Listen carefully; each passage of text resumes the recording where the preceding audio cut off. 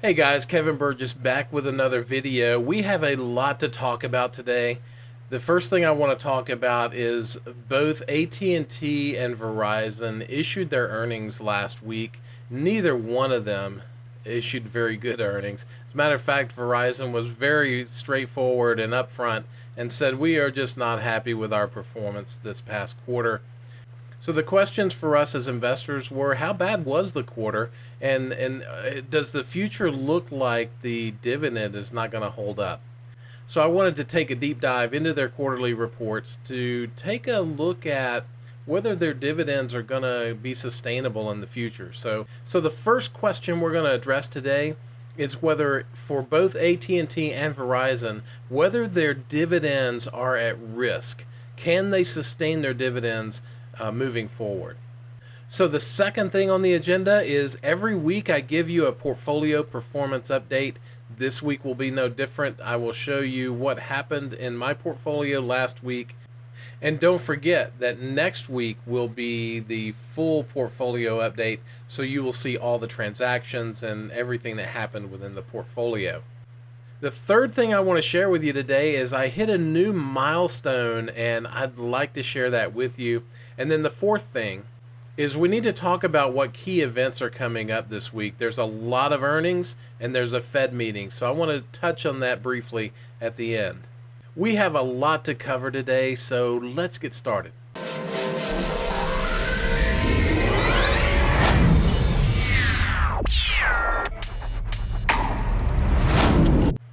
So rather than take you through all of the materials and things from each of the calls, I thought it would be helpful just to pull together the key items from each of the calls, at least from my perspective. So we're going to walk through a PowerPoint slide of just the key items from each call for Verizon as well as AT&T.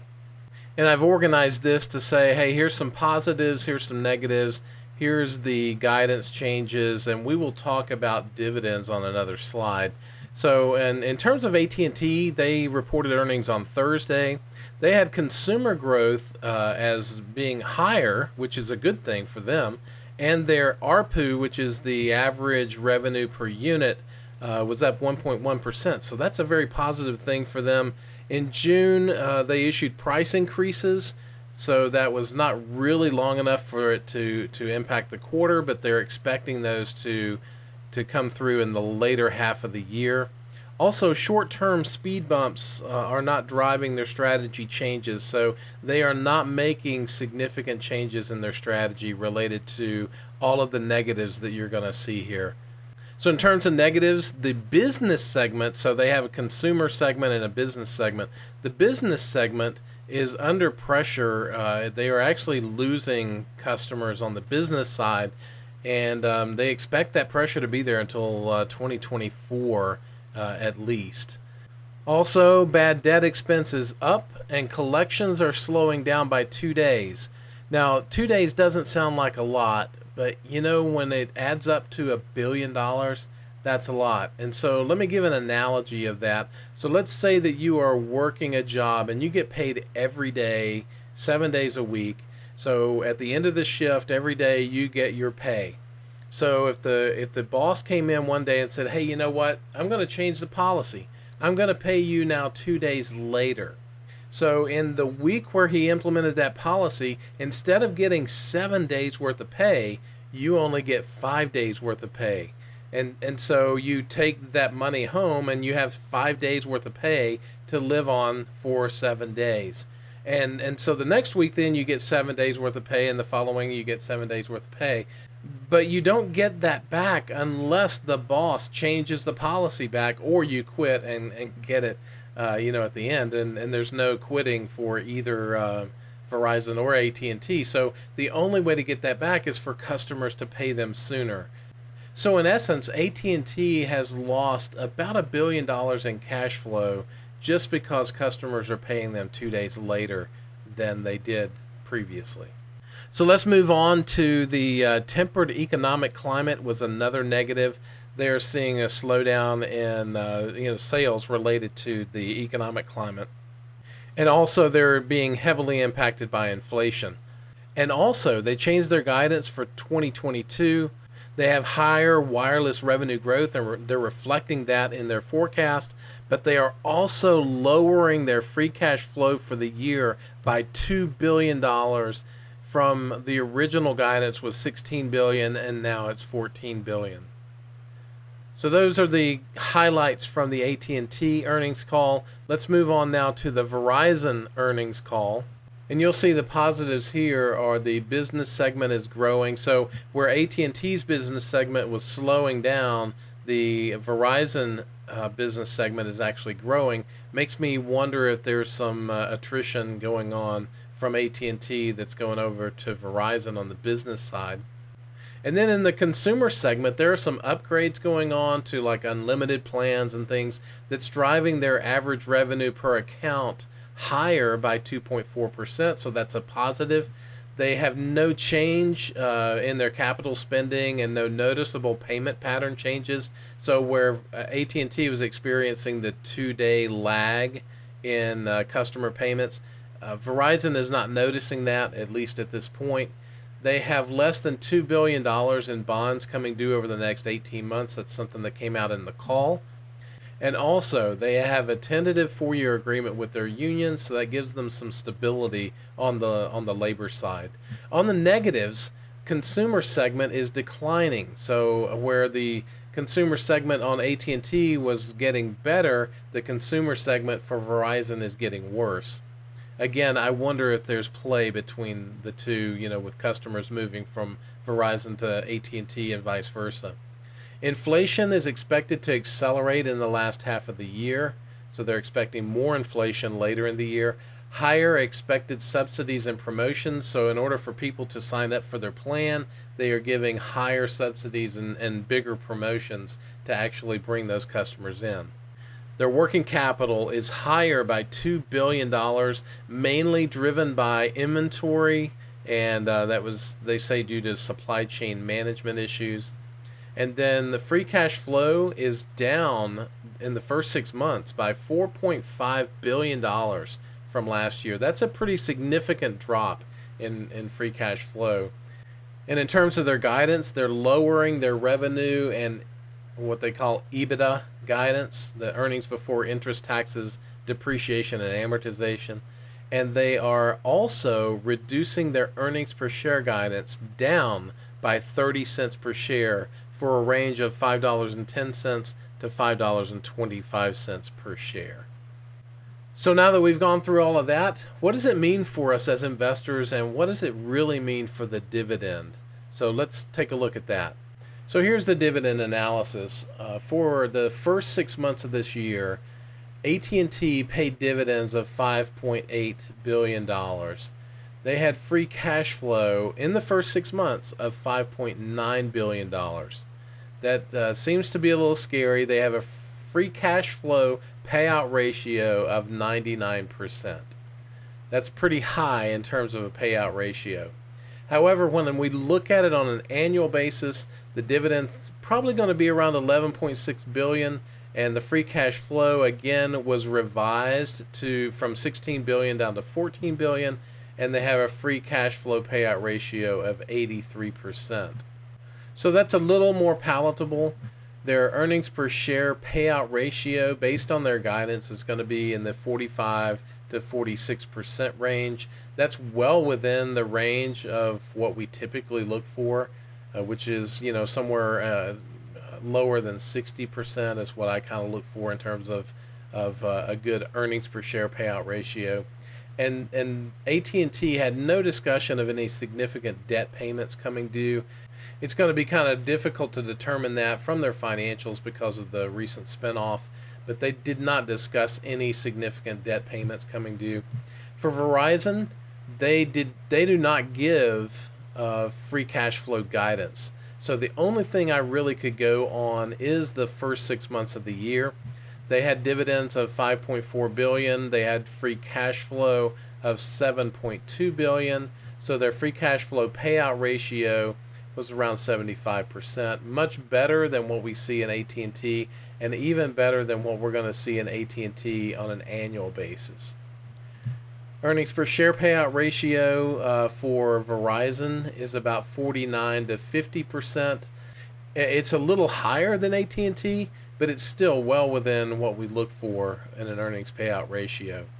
And on the call, they mentioned that there's no significant debt repayments, and they specifically said bonds in the next 18 months. So, some key takeaways are that both of them are having pressure from a slowing economy as well as inflation. The second takeaway is that dividends for both of the companies, in my opinion, are manageable for quite some time. So, I'm not concerned that the companies are going to be cutting their dividends. It may be that their debt repayment is slower by not cutting the dividend, but I don't expect them to cut their dividends. And because of that, I actually started a position in AT&T and I increased my position in Verizon last week. So let me point out one thing that is important, and that is that when I am investing in AT&T and Verizon, I'm investing because I want the income.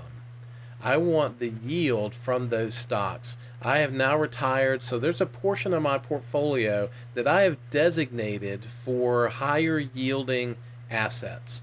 And Verizon and AT&T fit that bill for me.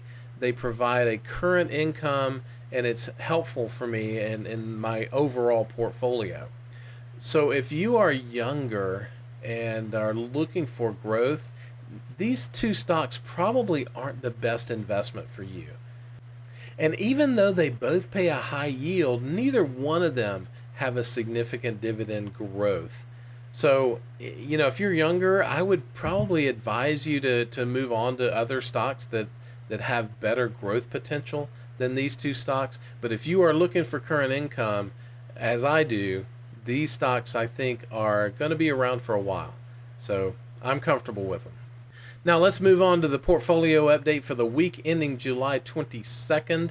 In the dividend yield account, we actually lost value mainly around the investments we have in oil and gas. So, we actually lost 1% in that portfolio. We're still up in that portfolio year to date, but we lost 1% last week. And in the dividend growth portfolio, we gained about 2.7%, so that's pretty healthy. And in the dividend snowball account, we just got that started this past month, and it is actually lower by 0.2%. So overall, the portfolio grew by 1.4% last week. Compared to the S&P 500, we lost a little ground. The S&P 500 was up 2.5%, so we lost about 1.1% on the S&P 500. So, but when we look at it on a year-to-date basis, we'll see that the dividend yield account is still up by 0.9%. The growth account is down 7.3%, and the snowball account's up about 0.5%. Overall, we are down 5% compared to the S&P 500, which is down 17.4%. So we're about 12.4% ahead of the S&P 500. So that's an update on the portfolio for this week. I also wanted to share a milestone with you. Last week I bought shares in IBM, I bought shares in Verizon, and I bought shares in AT&T, and that caused my annual income from my dividend income or yield portfolio to go up to above $15,000. It was below $15,000, and now it is above $15,000 per year. That's a milestone, passing that $15,000 range. To be honest, I'm expecting and hoping that I will at least reach that $16,000 annual income in the next couple of weeks here. So I'm excited about that. This is a big milestone for me. Now let's turn to some of the events for this next week. You can see that there are a ton of earnings releases expected this next week. Some of the ones I'm interested in are Whirlpool, that'll be after the close on Monday. I'm also interested in Alphabet, which is after the close on Tuesday, as well as Microsoft, and Texas Instruments also is after the close on Tuesday. Meta will be interesting. I don't own or hold a position in Meta, the former Facebook, but they have a tendency to drive the market a bit based on what they report out. So on Wednesday, that's probably the only one that I'm that interested in. However, on Thursday, I do hold some Apple shares, not many, but a few. And Amazon also has a tendency to drive a lot of activity in the market. So I'm certainly interested in those two. And then on Friday, I own shares of Chevron and AbbVie, and I'm looking forward to what the earnings are for those companies. So it's a big week in terms of earnings, but not to be outdone by the earnings. There is also a Fed meeting this week, and it's a Fed meeting where they're expected to raise interest rates. So that meeting is going to be July 26th and 27th. On the 27th at 2 p.m., there will be a press conference. And in that press conference, we will find out how much that they're going to raise interest rates. I don't think that it's a matter of if, but it's a question of how much. So there's a question as to whether it'll be 75 basis points or 100 basis points. As you recall, at the last meeting, they raised it by 75 basis points. The odds are 80 to 20, based on the information I've seen, that there's going to be a 75 basis point increase. However, there's still a 20% chance it could be 100. I doubt it would be anything less than 75 or anything more than 100.